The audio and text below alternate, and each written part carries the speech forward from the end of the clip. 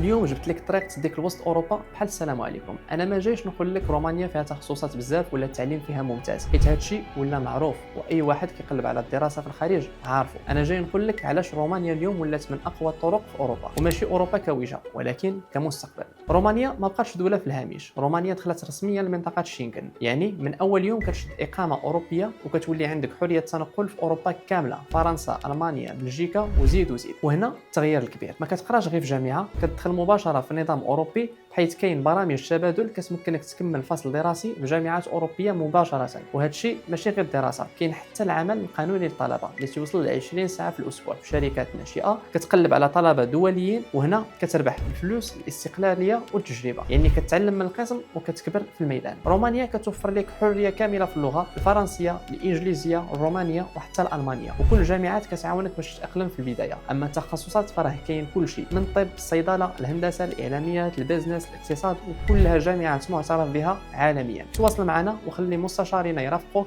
اول خطوه حتى توصل لجامعتك وتبدا تجربتك الاوروبيه، ودير في بالك معنا غادي تمشي ايزي واي.